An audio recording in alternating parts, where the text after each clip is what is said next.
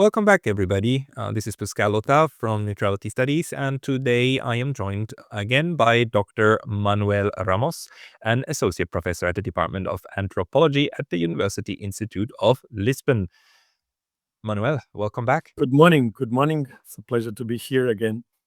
Yeah, glad to have you here because you alerted me to, a research that you're doing about epistemic communities and about how things are framed, basically about narratives. And maybe let's start with this. You just told me a very interesting observation before we started talking, which is that it is the beginning of March, mid-March by now, it's March 12th, and we are not talking about Bucha.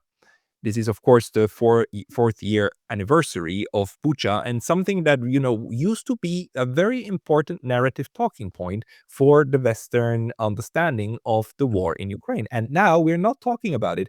Can you maybe give me a little bit of your interpretation? Why is that? Okay.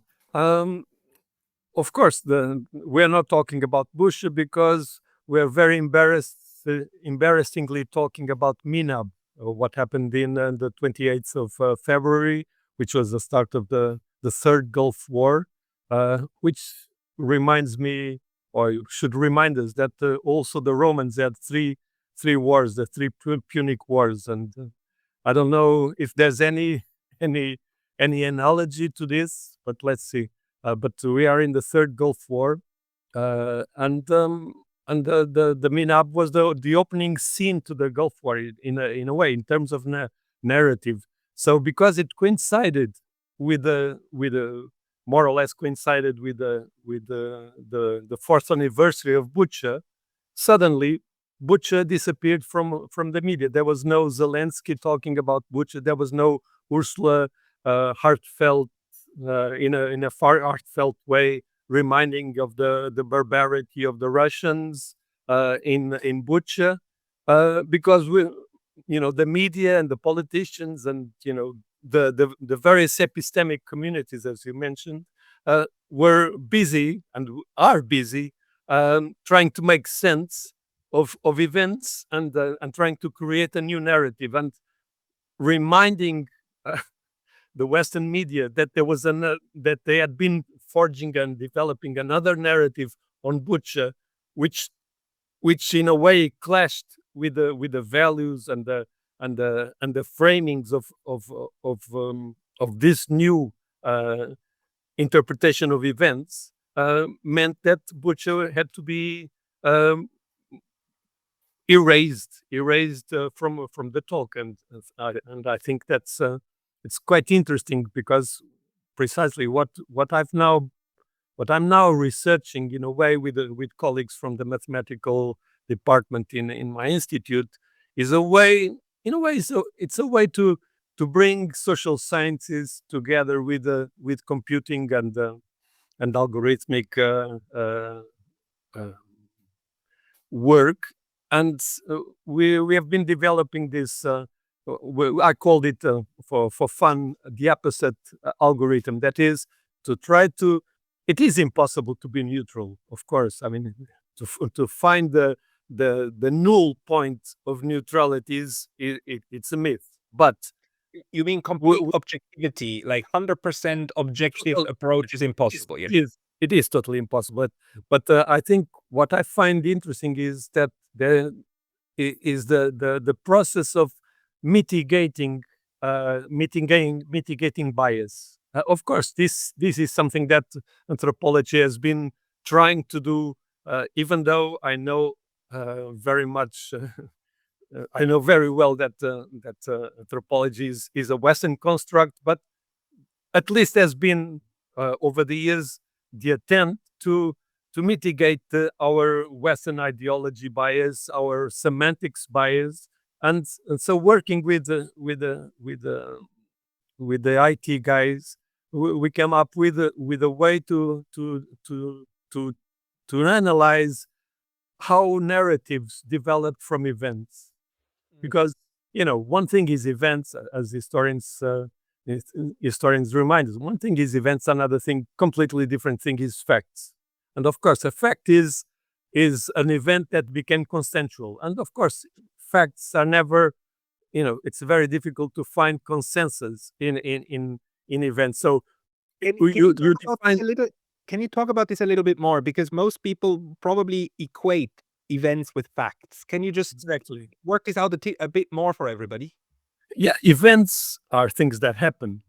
You know, things happen in the world, but to reach from event, because the fact, like it's Michael Stanford, I think, who mentioned this, says an event, you can't no, sorry, a fact, you cannot touch a fact. Is it in the order of imagination, in the order of the world? And you find facts in the world? You don't find facts in the world.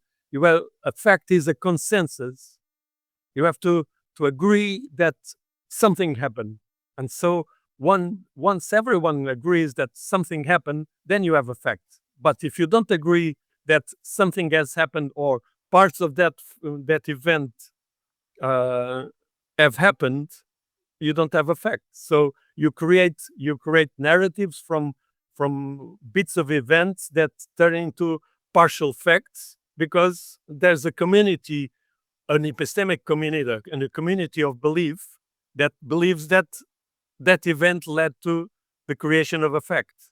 But other communities from the same number of events, they pick some part of the event to create different facts. And once you start in this process of creating narratives from events that turn into partial facts, you create communities of belief, and they talk with each other. They have dialogue. So you have that's what we did with Butcher. We verified that there were about 5 epistemic communities, and they they firmly believe that something has happened, but the people responsible for what has happened, they differ. And so the construction of the narrative, it's not totally autistic. It is a dialogue, or a fiveologue, between communities, and the beliefs of one community impact on the beliefs of another community. But that doesn't mean that each community questions itself, which Yeah. is amazing. You don't question yourself. You adapt the new narratives of the others to fortify your facts, and so you have diverging epistemic communities. This is not always the case. In the case of Butcher, suddenly you don't have communities because everyone forgot about it. But that doesn't mean that there was a convergence of beliefs. The beliefs are still totally divergent, but because they're not feeding on each other, you forget them. There are many cases where epistemic communities can reach convergence. It is not an easy convergence, and it is not a convergence that is free of hegemonic pressure. We did a very interesting um, analysis of biblical, the construction of Jesus in rabbinic and in the various early Christian communities, and you can see that there is a convergence, because you created a canon from non-canon. You were able, the Christianity was able to create a canon. So there was conversion in that case. In the case of Butcher, which is very different, of course, from the coming of Jesus, the first coming of Jesus, there was no, in these 4 years there was no convergence, and suddenly there's an eclipse of of the narrative, because there's a new there's a new set of events that are creating new partial facts, and this new narrative, and this new creation of narrative that to an extent superposed on the previous community, they find it very difficult. The different communities find it very difficult to incorporate the Butch network, or the Butch mesh, into this new mesh. And then because this new mesh sort of totally contradicts Yeah. the narrative of the previous mesh. Hey, very brief intermission because I was recently banned from YouTube, and although I'm back, this can happen anytime again. So please consider subscribing not only here, but to my mailing list on Substack. That's pascalotta.substack.com. The link's going to be in the description below. And now back to the video.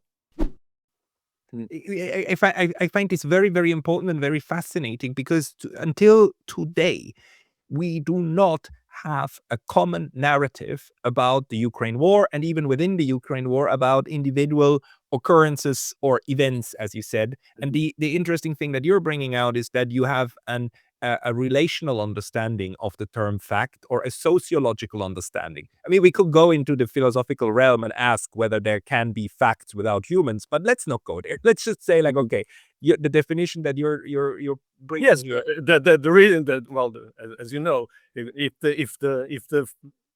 the leaf falls from the tree and no one sees it, did the leaf fall from the tree? Of course. Yeah. We don't need to go that far, but if we just accept this idea that the sociological understanding of a fact being something that a group of people agrees upon, um, that then means that we need to understand the groups, and this is what you mean with these epistemic communities. Can you maybe give me these 5 epistemic communities that you identified for the Bucha event? I An can't remember. example, Well, when we go back. let me, because I don't have the study present with me, but of course there's the Ukrainian the pro-Ukraine community, that is the pro-official Ukraine narrative, the pro-Russian official Russian narrative. You have the Western narrative that doesn't really uh, that sort of correlates more or less with the Ukraine community, but it's not the same. Then you have the pro-Russian, but it's not the official Russian community, and then you have what you could call the alternate community, which sort of feeds. It's sometimes more or less pro-Russian, but it is the difficult, it's in a difficult position because uh, uh, you could call it the multilateral community or the alternative community that is sort of confronts the official narratives, but differs from both official and yeah, from the both official narratives, be them pro-Russian, pro-Western, or pro-Ukrainian. So there are more or less these 5 communities of beliefs. They create their own set of narratives. And these narratives are in contestation, and the interesting thing is that it's not, it doesn't depend on the level of education of a person, like from the, from one end to the very smartest people at universities. We find people in all camps that then accept one narrative or another because they believe that the facts on the ground, or the evidence that we find, speaks for their interpretation. And then we land in this problem that we need to explain why the other intelligent people, or why the other people that are respectable parts of society, are not in our camp. And that's where people then usually get really angry at each other. And I had a fellow historian in Kyoto once throwing away a beer in front of me and saying he's not going to listen to my BS. When I told him, look, what NATO did to Serbia back in 1999 was just a crime. It was a war of aggression. And then he's like, no, but we defended Srebrenica. We never Srebrenica again, and I'm not going to listen to this. And he got really, really angry. And a very good historian, smart person. And so somehow this is not a question of intelligence. It's No. different. Yes, because you can rationalize. You can have different strategies. Most people don't have the time, the patience. If you're a blue collar worker or a white collar worker, completely engulfed in debts and problems, Everyday life. problems, you don't have time to think. But so you accept a sort of basic narrative, and you don't rationalize. But if you have time, if you're an intellectual, if you're an essayist, if you're a historian, if you're a politician, and it's part of your life to rationalize the narrative, then you embellish it, but you don't question the line. You create the line, you embellish the line, you develop, you rationalize the line, but you don't fall from it, and and that's what happens. So it's like a dialogue of people that don't want to dialogue, basically on different levels. But that's the world, the way the world has ever always has always been. The problem with now is that the the the the, um, the construction of the media has allowed allowed the development of and the fortification of this narrative. It's not lack of information. Yes, you see, people don't lack information, but they still have to embrace that information in a way that makes sense to the basic premises of the narrative that people decided to create. Let me tell you one thing. Anthropologists are a weird bunch. Uh, sociologists say, "Oh, yeah, what are these guys doing?" It's always the time. I've been getting this for 40 years. Uh, in anthropology, and I come from a sort of structuralist school. I mean, it's nowadays, who remembers Levi Strauss? Very very few people remember. But what I find interesting nowadays is that where people like Levi Strauss and the development of structural models has gained traction is in narratology. That is, with the IT people, with the people of the big data, and that I find very interesting.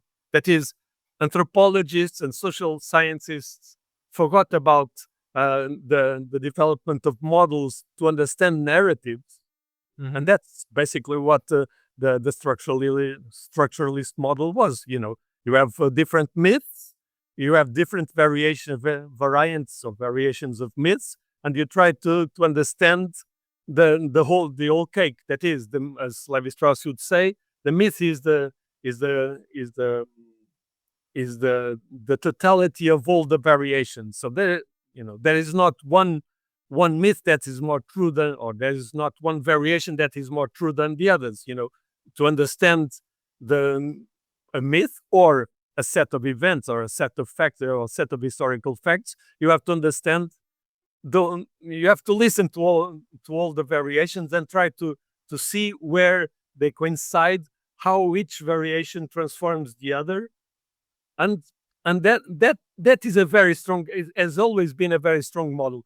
It has been sort of discarded in social sciences, but it's been resurrected by IT, because that big data people, they deal with lots of tokens, lots of data, and in a way, structural analysis complements and helps very much the understanding of big data. And so, in a way, you can have a very interesting and very positive dialogue between anthropology and big data, because big data lacks the understanding, the human understanding of the formation of narratives and the development of narratives. And so that's what we have been doing uh, in our institute. And that is super interesting. And where does this lead you to? For me, doing international relations, it's been very clear for the longest time, that the history books are written by the victors of war. That's why we usually remember those who win, like, oh, they were the good guys, right? Lucky us, good Exactly. guys home. No, no, no, no, no. The good guys always win because they write the stories about it and thereby create the facts that we in the end remember.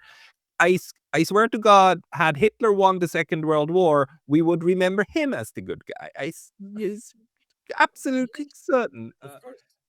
Maybe then later on, come the like 50, 60 years later, once these people are dead, then come the historians and they change the picture. That's why suddenly, even in Russia, you remember Stalin slightly differently, and in China, you suddenly have a discourse about Mao. But that comes way after Mhm. the event. Exactly. Now, what does your research then point us to in terms of how these epistemic communities interact with each other? Mm. Well, let me first give you an example, because I've been involved in Ethiopian, studying Ethiopia, and not as an historian, but dealing with historical facts and historical events. That is what happened in the 16th, 17th century in Ethiopia. It's an amazing, not in Ethiopia. It was quite an amazing clash of cultures. Not an encounter of culture, but a clash of culture.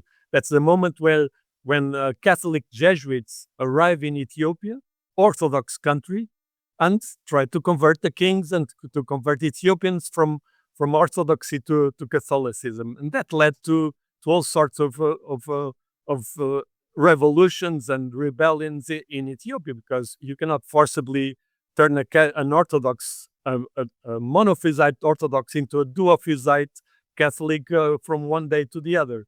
And so, of course, the narrative, the overall narrative, even today in Ethiopia, relies partly on what Jesuits wrote, because they wrote, Ah. and then it relies also on what the church, the Ethiopian Orthodox Church, and the court wrote, but the people didn't write, and you have different groups of people that didn't write anything.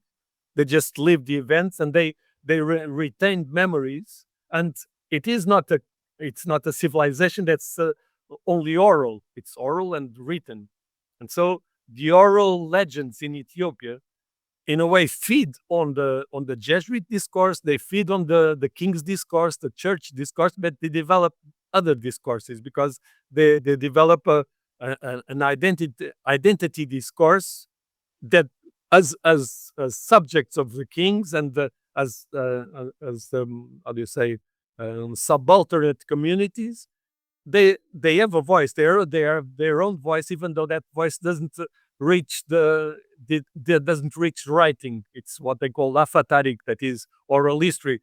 And so you have all these groups in northern Ethiopia that have built their own legends and their own history in in in um, in dialogue with written history, be it foreign history or internal hegemonic history, and they sort of, they create all these, you could say, a kaleidoscope of stories that put these groups that are subalternate in the picture, you see. And so you can sort of see that the picture is much more complex than what the official narratives and the historical authoritative narratives are, because people, they do have agency, and they put themselves in history, even though other groups don't want to listen to their histories. Each community has its own history, and remembers and forgets what it prefers, and sort of develops, loops and the flowerings and constructions on the official narrative, but diverge from that narrative.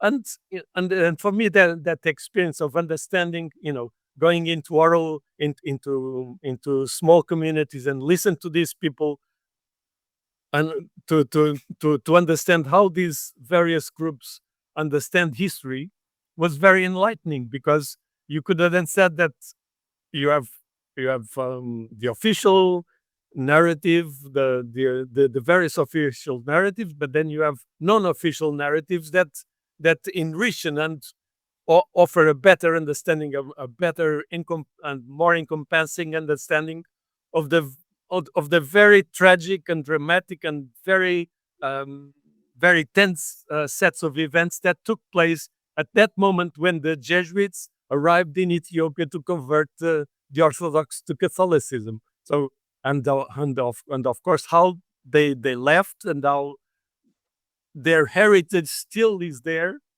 not as a positive thing, but it's there. I mean, those events, you cannot sort of, you can model them, but you cannot forget that that the king at a point became a Catholic, one of the kings, and that created all sorts of short circuits in society.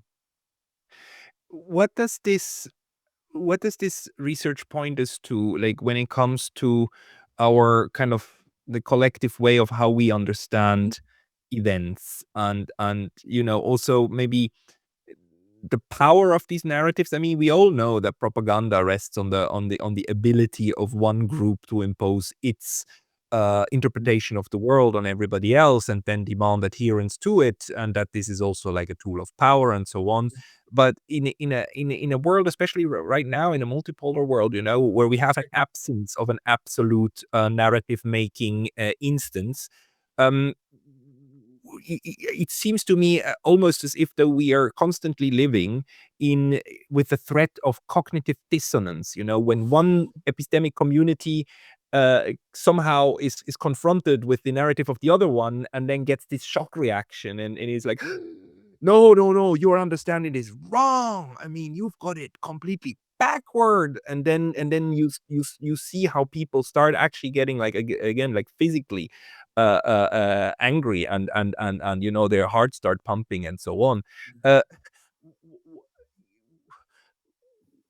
how should we best make sense of the context of these epistemic communities and these narratives?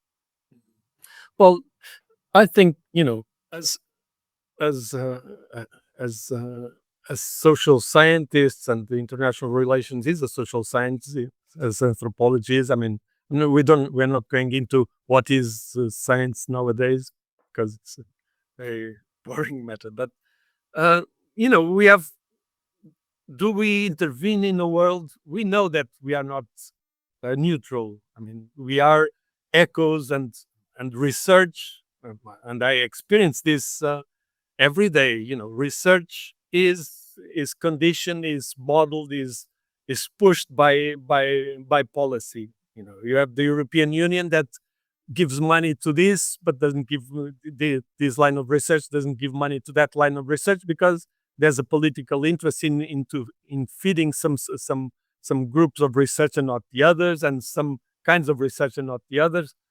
And so, of course, we are tied by this. We are tied. If I want to continue work in oral memories of 16th century Ethiopia, no one's going to give me money. If I say, no, no, I want to study conflict, and how ethnic conflicts and religious conflicts are breaking Ethiopia apart, yes, there's money for you, because we in the European Union want to know something about Ethiopia, but we don't want to know about oral history in the 16th century. So research is conditioned, of course, and yes, policy driven. But we have, as social science, as scientists, we have the responsibility of at least asking ourselves to which extent we want to intervene in the world. Do you want to be more militant, less militant? Do you want to what are we doing? And I think, to my in my well, at least in my zone of comfort now, my zone of comfort is, I prefer to not intervene in the world in policy terms. That is, be critical. Keep keep keep my mind a critical mind, and to the extent possible, uh, be neutral, and not being objective, but try to find my place in a way that I can say to different groups, to you know well, look, look yourself in the mirror, because I want to look myself in the mirror. And this act of looking ourselves in the mirror, and do you remember, some months ago I wrote that article on the need of looking ourselves in the mirror. If the West looks itself in the mirror, it finds a monster. We find ourselves to be a monster. We don't want to be monsters, but we are monsters. Which And is that's why precisely what happened in, that's a problem with me now. You can say Russians are barbarians if you're an Ukrainian, or a European, or a North American, or a Westerner. But when Americans bomb schoolgirls, what are we? Are we monsters? No, we cannot be monsters because we cannot be the others. But if at least we find a way to say, look, from this point of view, we have to we have to find a neutral point Mhm. somehow to understand the monstrosity everywhere, because we are all monsters to an extent. Yes, we are, and this is putting the finger on something so important because a lot of us get very upset. I mean, in our epistemic community, we are very upset with the way the West is so hypocritical, right? This hypocrisy, this constant hypocrisy, is something that we cannot take, or like that we point out all the time. It's part of how our epistemic community is actually built, to like point that out. And the interesting thing then is that we see on the other side that this mirror, when they look in the mirror, so in order not to see the monster, they do not work on themselves, they work on the mirror. They put a lot of narrative frameworks on the mirror in order to make the monster disappear, right? Instead of changing. And this is such a dramatic event. And in a way, what you're doing is actually something that reminds me very much of what I know from work in violence prevention. When you look at how violence happens, and not just physical violence, also verbal violence and structural violence, Or one of the things you need cultural to violence. do, cultural violence, one of the things you need to do, especially on the interpersonal level, is you need to start talking about talking. You do meta communication in order to understand where the violence begins, and what how it's caused. And what you're doing is kind of meta research, not try to establish what are the facts on the ground, but you're trying to do research on how do these groups perceive the event, and what kind of constructs do they create, thereby then decoding the approach that all of them are taking. You're not getting us any closer to the fact itself, but you're getting us closer to an understanding of how the entirety of the group is looking at it. Now, what stands in the way of doing this systematically, structurally, for all kinds of narrative disagreements? Well, in a way, what I find that what comes in the way, well, there are two points that I find uh, we should remember. One is, to a great extent, and even in computing, um, uh, in international law, in economics, the West has created a footprint. I mean, it's a footprint that does not it's not going to go away anytime soon. I mean, it's an ideological footprint that has impacted the world for the better and for the worse. The Christian West's view, or Greek Roman Christian West's view of the world, has impacted the world. That is, Right. we have the West has fed a dualistic approach to the understanding of the world. That is a sort of dualism that is very different from Hindu dualism, because there is Hindu dualism or Chinese dualism. We have created we have developed a dualism that has definitely impacted the world, and so the world has to Entrenched live with this dualism. sort of, sorry. Entrenched dualism in this constant kind of us versus them, good versus Well, evil. that's it in everywhere in the world you find dualism. But what is interesting about Western, and people like Lovejoy and many others have talked about this. What's very interesting about Western dualism, Western Christian dualism, and Platonic Christian dualism, if you want. I mean, you can sort of create all sorts of big names. Is that it's a sort of, we have A versus B. Mm. Okay, yeah, but you can say, so you have a pair, a conceptual pair, two categories, two opposing categories. But the categories, in order to be opposed, you have to find commonalities to find then the split. And in the West, we believe that the split is unsurmountable. You have good versus bad. You cannot have a good bad. You cannot have a bad good.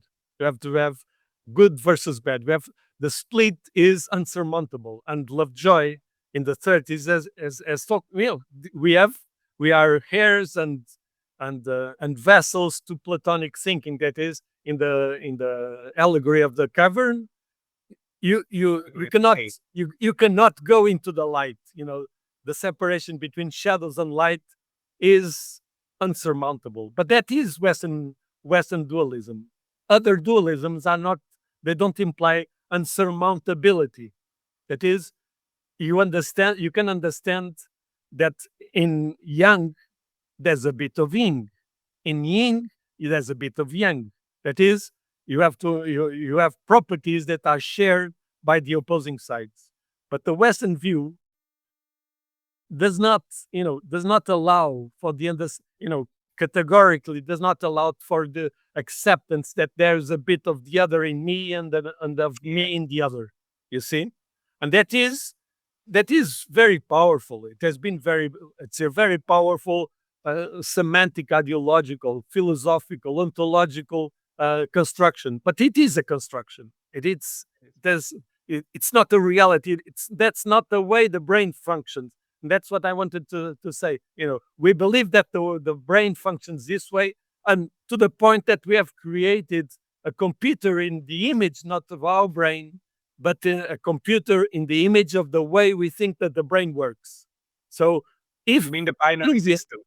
yeah, if Indians had or Chinese have developed the computer in the 1940s, we'd have a completely different computer system. Computation would be different. But we have a computing system that we think sort of is a copy of our brain, but it's not a copy of our brain. It's a copy of our ideologies. But we also know, and I think that's quite important, we also know that life is full of paradox, that life is full of ambiguities, and that our concepts and our views of the world are full of ambiguities, of reversibilities, and paradoxes. But the way the West has dealt with the rationality has pushed away a rich understanding of the paradox. But paradox, we know that the paradox is there. If you say that Jesus was born, I mean, look at Jesus. Jesus was born. Well, Jesus is the Son of God and is God, so he's the Creator. And the Creator was created by the creature. Does that make sense? That does, it does make sense. It does make sense, but it is a paradox. But but the problem is we know that there's a paradox there, but we try to push away the paradox. That doesn't happen in many other civilizations. The paradox is not an attempt.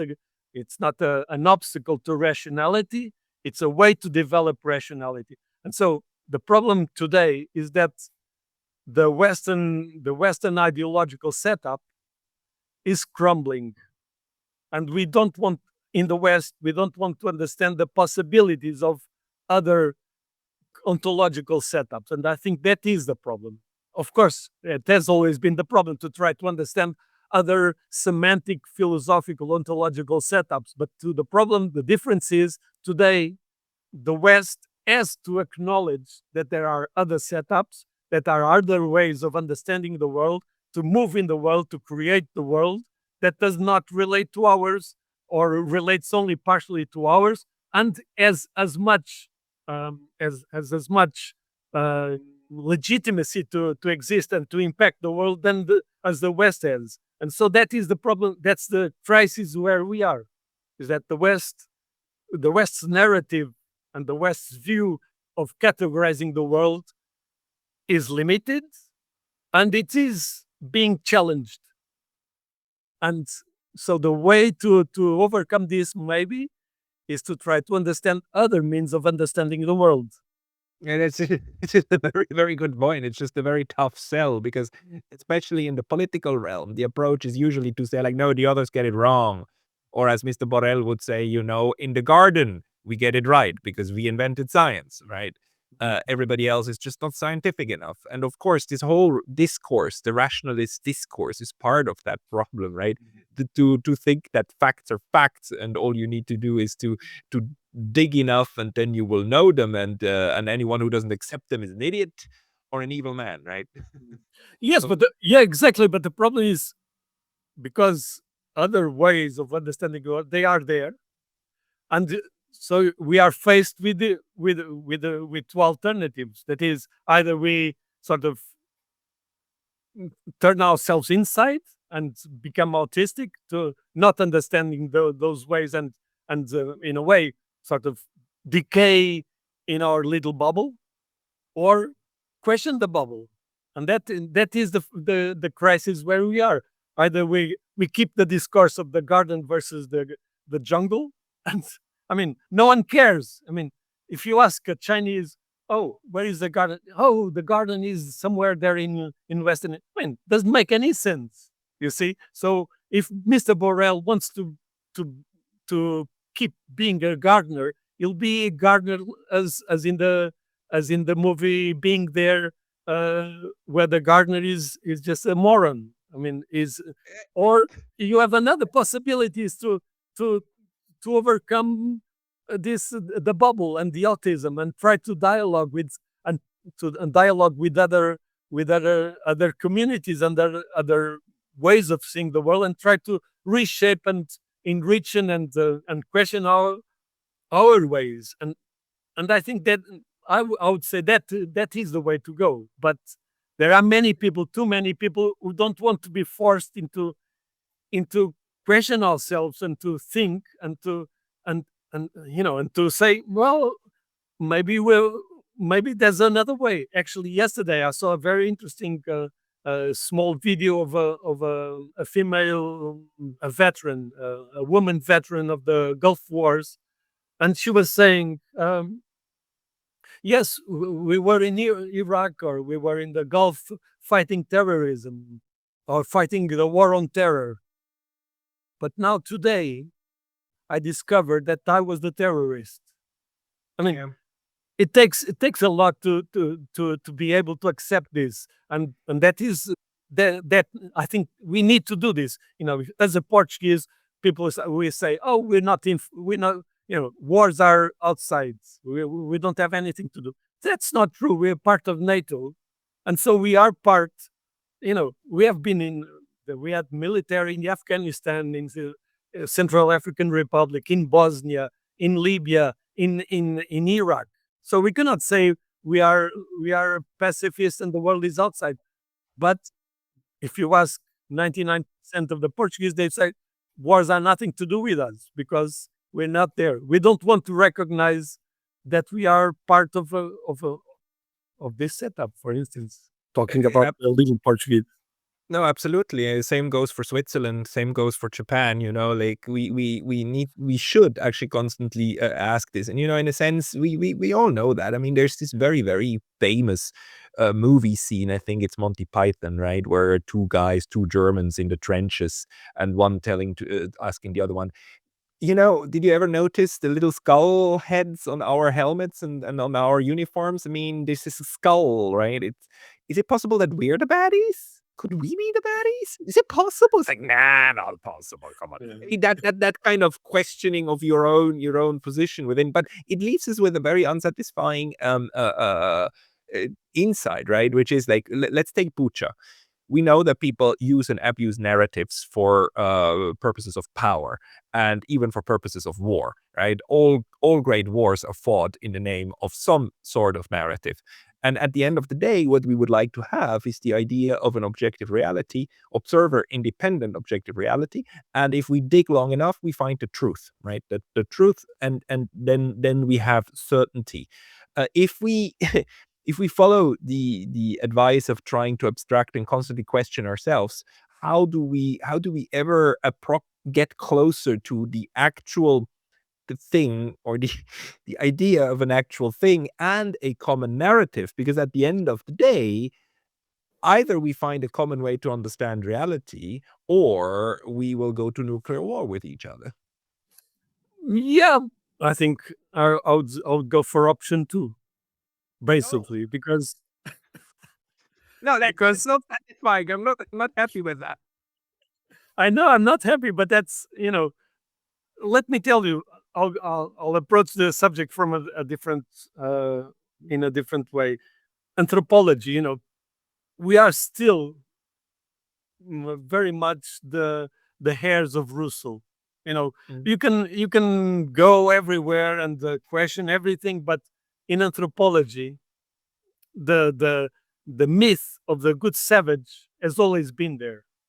Rousseau and the good savage it's still an important reference for anthropology. You know, the bad civilization. We have always used this the other as the mirror that sort of questions our our values, and we see anthropology is all about this. We see our monstrosity by looking at the good savage, and this comes from much before anthropology. Thomas More and the utopians have done this. Thomas More, Voltaire, Campanella, all of them, Bacon. You create the image of the good savage, and the good savage sort of projects the image of the monster onto us. And so anthropology and political philosophy have always used the savage, the good savage, to criticize Western society. There, or the yeah, that's the way historically things have gone. The problem is that the good savage, it's not necessarily a good savage. That is, to an extent, people don't give credit to the Marquis of Sade as a philosopher, because he was so invested in writing pornographic and very radically pornographic novels. People don't see the philosophy behind these novels. And what he systematically claims is a point of view that's totally opposite of Rousseau. That is, human nature is not a good nature. Human nature is inherently beyond bad. And the problem of anthropology is that we listen too much to Rousseau, we don't listen enough to Marquis de Sade. But we know that humans are, everyone sort of knows, but we don't want to acknowledge that we are part of this. We are inherently destructive. We see another group, our tendency is to destroy it. I mean, it's the history of the world. We are aggressive creatures. We are immensely aggressive creatures, and we cannot do much about this. I mean, I'm sorry. I can sort of get away from it, but you know, as much as there are peace studies, and yesterday I was working with we had a seminar with a general who works on conflict resolution and conflict management, conflict transformation, conflict prevention, Galtung and peace studies, etc., etc. But as much as there is a process of conflict prevention and conflict resolution and conflict transformation, there is also, at the same time as this process is going, there is also peace prevention and peace management and peace resolution. You see, conflict is the way to do away with peace, and peace is the way to do away with conflict, and the two of them are together. You see, and if we work simply on conflict prevention and conflict management and conflict resolution, we're not seeing that conflict is something that is brought about also by peace. Well, but You in see, a way, the we might want, sorry, we might want to be very Calvinist and very and good nature, and think that we'll attain a glorifying a gloried moment of complete peace and perfection for humanity. But if we keep this view, we're not understanding ourselves. That's what Jonathan Swift, that was his lesson. He said, if you want to have a perfect society, it won't be a human society. That's but is that problem actually embedded in human nature itself, or is it embedded in the way that we function with each other? Because I would argue that if two people meet, both of them are well fed, clothed, housed, and none of them feels threatened, if those four are given, then they will not take out the knife and kill each other, even if they're the last ones on earth. But the problem arises once you have larger groups that then create narratives about others and so on. When this kind of destructive moment starts, and we could witness it right now with the narrative that was again constructed about Iran, right? And we've seen over the last couple of years several times how these narratives about Iran were constructed, and then they were hyped, and then they ebb down again. And as soon as you need to justify a war, you create a narrative about the other. And some of these narratives are so plain dumb and have nothing to do with objectively verifiable reality. That people tout out stuff like, oh, better dead than in a burqa and stuff like that, even though the Iranians don't use burqas. I mean, apart from how horrible that is, but you see how this is being constructed, and again, like the facts, the sociological facts are relational, right? They're within society. So, um, isn't the problem actually in the number of people that then interact with each other rather than in the nature of humans? That's a it's really weird. I mean, it's a great question. Well, the thing is, violent conflict. I mean, life, as Georg Simmel reminds us very early on in 1902, I think, life is conflict. I mean, all human relations are conflictual, and conflict is part of life. I mean, there's no problem with it. That's, the idea that cooperation is something that excludes conflict doesn't make any sense. Conflict is part of There's everyday life, and it is. I mean, it is there's okay. good conflict. There's productive conflict, and then there's Exactly. destructive conflict, right? So Exactly. one we should enjoy, the other one we should try But to. where do we cross the line from non-violent conflict to violent conflict? And you mentioned destructive. It is destructive, but isn't this destructive conflict also constructive? That is, if Yeah, if you have conflict. it tries to solve a conflict. Yeah, the violence is a conflict resolution mechanism, but Exactly. it's not one that I think should be morally aspired toward. Of course, but the if you have conflicts in Israeli society, and the Israeli society is torn by conflicts. If you have conflicts in American society, and the American society is torn by conflicts, why not create another conflict to solve the internal conflicts? And Right. I think Right. that was partly a part of the problem. The good moment to solve a internal disaggregation is to aggregate people, creating an external enemy. I mean, you just have to read Adolf Hitler to understand the power of this possibility. So war is social cohesive, and that is a tragedy, because war can create cohesion, and Yes. so Yes. Yes. I can. that is the problem. I mean, you cannot solve it. I mean, wars will be No, but with us as long as we are as humans. nah, nah, nah. I reject that. I hope we can solve it, and but Of I course, would like to understand it. In order to solve it, we need to. I mean, and what you are hinting at, this kind of understanding the epistemic communities. How far do you think we can drive this process in order to create a at least an understanding and a common narrative about the differences of the narratives, to get all of these five groups on Bucha to agree that yes, this is how all of us look at it, then we would already win something, right? A common point of yes, I think exactly. I think that is the impossible mission of people like us. You see, you can try to educate, you can try to alert. I mean, in a way, to an extent, this is our duty. but we have to also accept that we are the the fools in the king's court.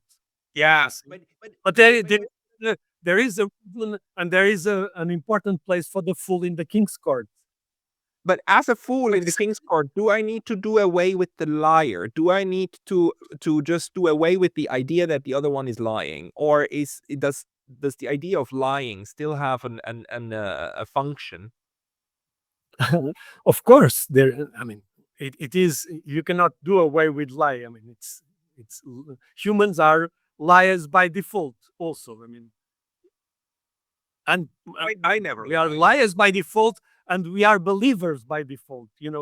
For me, it's quite amazing. You know that you know that um, you know we know that politicians lie all the time. I mean, and I think that's the amazing thing about Donald Trump. I mean, as a topic, he is a fascinating figure, because everyone knows that he lies all the time. I mean, it is Which is kind of makes is it very totally honest. honest in being the liar. I mean, there is the most honest politician because he's the ultimate liar, and people know that he lies, but people want it's like the magician. You know that the magician does not that there are no magic pigeons inside that come out of nothing.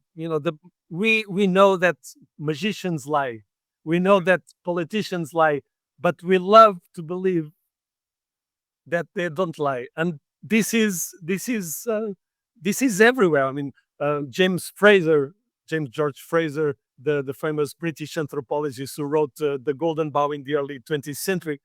It's all about this. We are compulsive believers in lies. Yeah. Okay, so we This cannot do is away with this one, but we um what's your let's say advice for people who try to deconstruct or to at least understand the different epistemic communities? What is an everyday kind of approach to understand epistemic communities? I think is like I said. I mean, it's being an apostate. You know, yourself try to be not part of a epistemic community. Try to be as neutral as possible, because that maybe that is a good example. Like I mean, there's this very famous Chinese story. The story about the fire in a woods, and there's I think it's the stork is carrying water from a lake, very far away lake, to put out the fire. But and there's another bird that says, "Look, the, what are you doing? You have a very thin beak, so you're not going to take just a drop of water. You'll never be able to put out the fire." And he says, "Well, but there's no one else. What can I do? There's no one else to put out the fire. I know that I'm not going to put out the fire, but I will die trying." And I think that's the way that, in a way, we can be at least at peace with ourselves, because the world is not going to be at peace anywhere anytime soon. We can at least try. We can at least try. Exactly. I like that as And a we have point the of duty. I think that is. I mean, we have the cynic and septic duty to try, as Diogenes said. He had his lamp. He was just wandering around with his lamp, trying to find a good person an honest person in broad daylight with a lamp. That's what we have to do. We have to accept that it is an illusion, but uh, it would be too violent for ourselves if we didn't keep on trying.